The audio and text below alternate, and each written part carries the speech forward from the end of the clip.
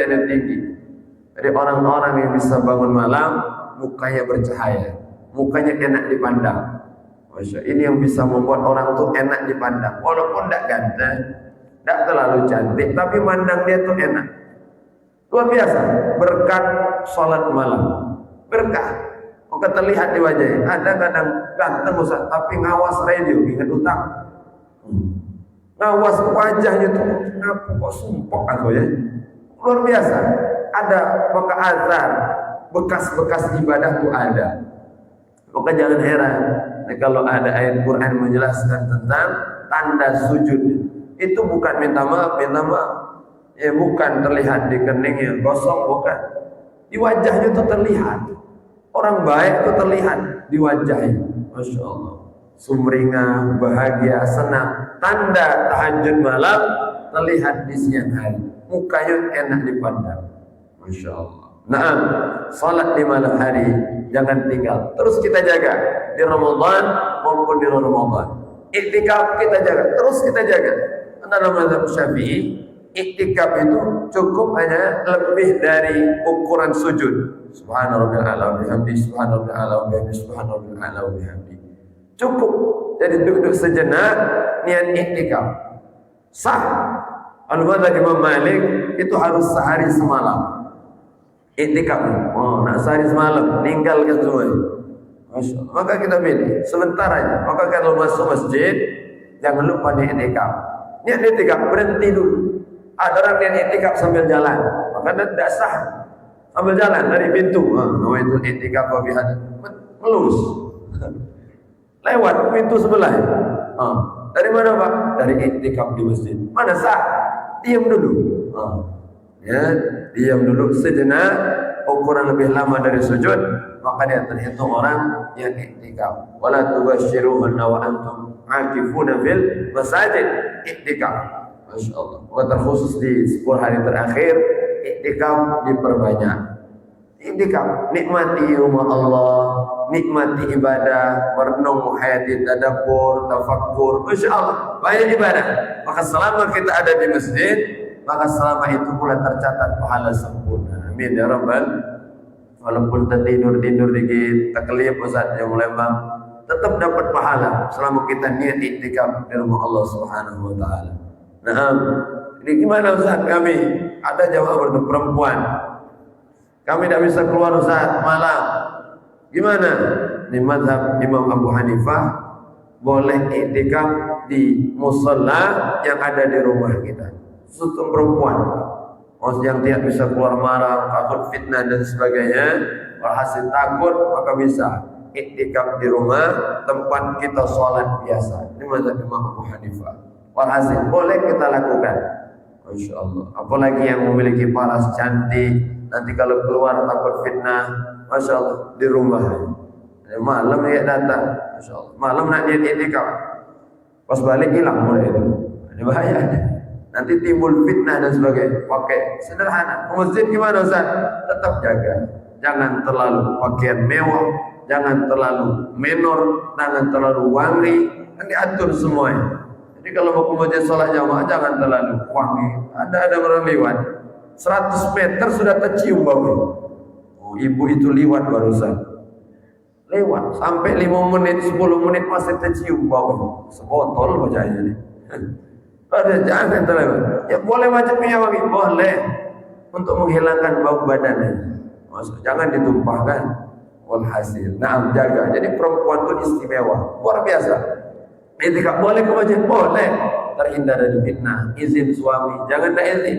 Kalau tanpa izin suami, haram nanti. Walhasil. Pokoknya apa?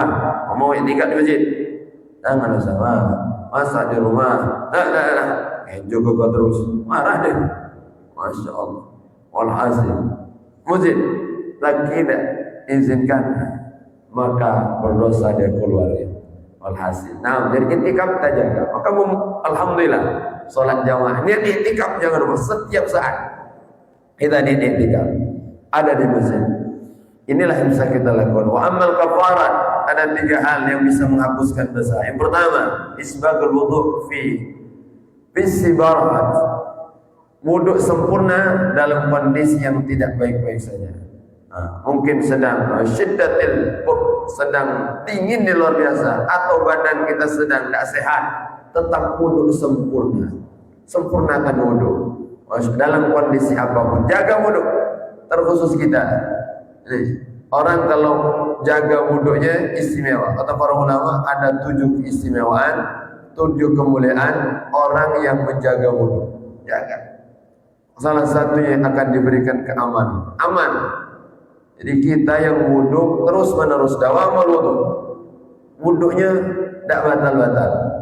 Maksudnya batal wudu, wudu lagi. Batal wudu, wudu lagi.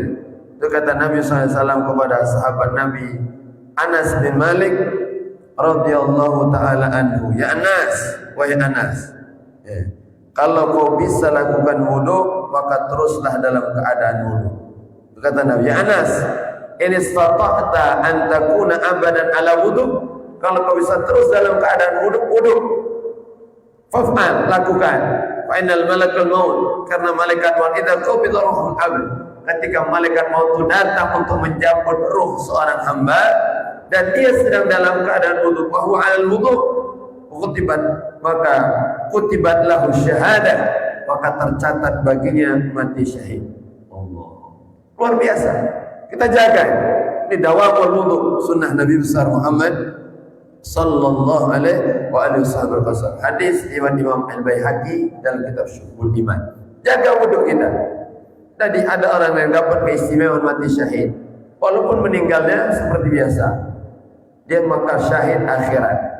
Ada syahid dunia, ada syahid akhirat, ada syahid dunia akhirat. Ada syahid dunia, ada orang mati syahid dihukumi, tidak dimandikan, tidak dikafani, tapi dia di akhirat tidak berkumpul dengan orang mati syahid. Kenapa? Karena niatnya bukan karena Allah, berjuang bukan meninggikan agama Allah, minta dipandang sebagai orang hebat. Biar disebut pahlawan, biar fotoku di mana-mana. Niat, masya Allah. Kalau Palembang nih mati dia pasang ngetop. Ada visi. Luar biasa. Kok biar ngetop aja kan? Niatnya, dia di dunia seperti syahid, tapi di akhirat dia dikumpulkan dengan orang syahid. Ada syahid akhirat, masya Allah. Perempuan yang meninggal dalam keadaan melahirkan, masya Allah. Atau yang lain sudah sakit perut, tertimpa bangunan, bakaran dan sebagainya. Assalamualaikum. Luar biasa. Ada syahid akhirat. Di dunia tetap dimandikan, tetap dikafani seperti biasa, tapi di akhirat dia seperti orang mati syahid. Yang ketiga, ada orang syahid dunia akhirat. Dunia dia berjuang di jalan Allah, meninggal di medan perang, dia berlaku seperti orang syahid, niatnya karena Allah, maka di akhirat juga berkumpul bersama orang-orang yang mati syahid. Masya Allah. Maka kita bisa mendapatkan keistimewaan itu dengan cara kita menjaga wudu kita. Naam, jaga wudu memang berat. Jaga wudu itu berat. Terus, makanya salah satu kata para ulama yang pertama, akramallahu ta'ala sabul khisal. Allah akan muliakan, istimewakan seorang hamba kalau mereka menjaga wudu. Mendawama ala wudu. Yang pertama, rahmatul malaikati fi sahbati. Malaikat itu senang mendekat dengan orang yang ada wudu. BCS, berkawan dengan malaikat. Jadi kalau yang ada wudu terus kawannya malaikat. Kalau kawan malaikat, bisikan tuh yang baik-baik. Kawan. Tapi kalau kawannya setan, masalah. Diajak nganar terus. Kalau kawan malaikat, masya Allah. Yang kedua, wala yazalul qalam ratban min kutubis thawab. Pena di catatan amal itu tidak berhenti nulis kebaikan selama dia dalam keadaan wudu. Malaikat itu nyatat terus. Masya Allah. Selama kita dalam keadaan wudu. Yang ketiga, wa tasbihul a'dha'i wal jawari. Tasbih anggota tubuhnya memuji Allah Subhanahu wa taala. Yang keempat, wala taqutu takbiratul ula. Dia tidak akan tertinggal takbir pertama bersama imam. Maksudnya setelah imam takbir dia bisa takbir. Inilah inti sholat jamaah. Inti sholat jamaah itu pertama di takbiratul ihram bersama imam. Takbir pertama, jangan tinggal. Kadang kita minta maaf, ada hal-hal yang membuat kita mengundur, tidak langsung mengikuti imam setelah imam takbir. Nunda dulu, kaget bela. Apalagi kita tahu imam ini lama bacanya. Tunggu ke dulu. Kalau lapar surat akhir, nah baru nak takbir ya. Padahal inti solat jamaah itu setelah imam takbir, makmum takbir. Allahu Akbar, Allahu Akbar. Langsung itu inti solat jamaah. Jangan tinggal. Maka kita jangan dilelehkan dengan lain. Ada orang sibuk dengan zikir. Oh, ini Ustaz zikir ini zikir buat orang kaya. Dibaca 100 kali. Pas saat itu kurang. Dia baca baru 75. Imam sudah takbir, kelar dulu Ustaz. Baca zikir. Imam sudah takbir, sudah baca Fatihah, baru bughair takbir. Saya ambil kemuliaan takbir bersama imam. Itu inti dari sholat jamaah. Yang kedua, yang kita cari dari sholat jamaah, amin bersama dengan imam. Amin. Jadi saat amin berbarengan dengan imam. Kenapa? Saat berbarengan dengan imam amin kita, maka diaminkan oleh malaikat Allah Subhanahu wa taala. Maka kalau sudah selesai walaupun imam tuh bernapas dulu. Bernapas, jangan kadang saling dulu. Belum selesai walaupun amin. Ada yang teriak. Belum selesai, ada yang terlalu panjang. Amin. Azan udah ini.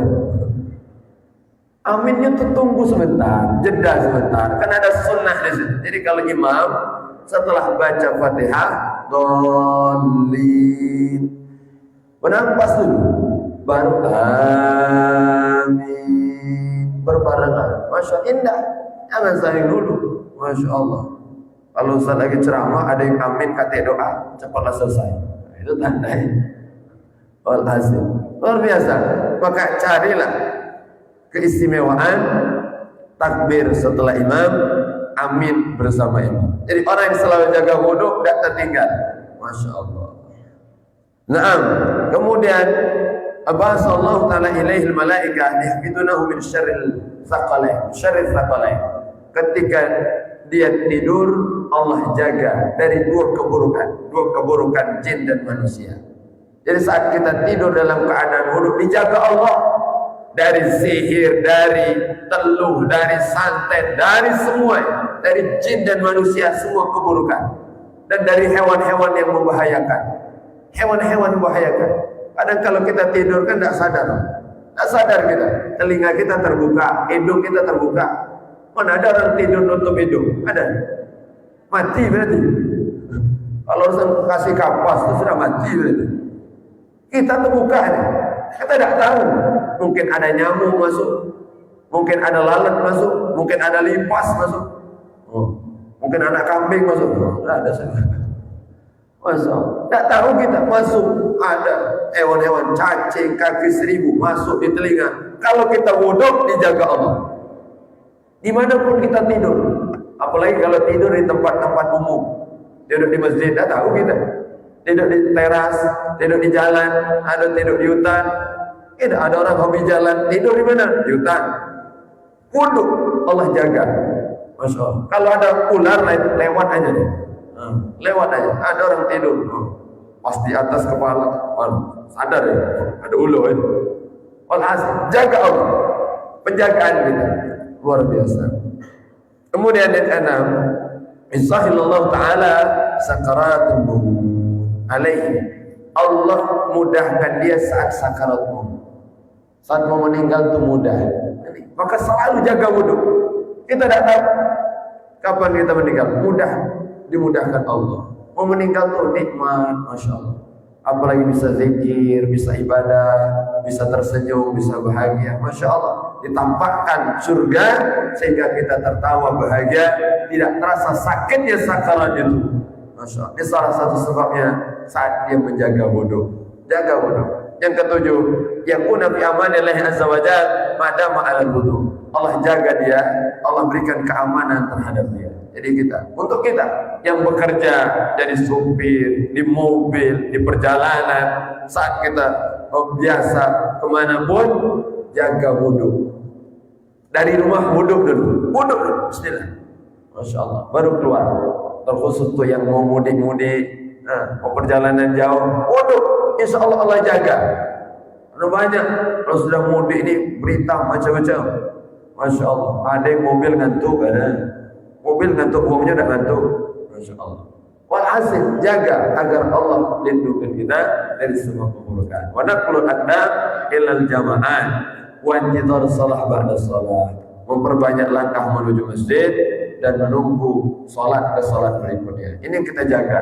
Terus kita jaga di Ramadan maupun di Ramadan. Maka ayo kita semua jadikan setiap hari-hari di luar Ramadan seperti bulan Ramadan. Dan anggaplah Ramadan ini Ramadan terakhir bagi kita, agar kita terselamatkan sebagai akhir. Mudah-mudahan Allah terima semua kebaikan kita, Allah terima semua amal ibadah kita, Allah maafkan segala kesalahan kita, Allah tutupi aib keburukan kita. Amin ya rabbal alamin. Hadza minni wa lakum. Terima kasih segala perhatian.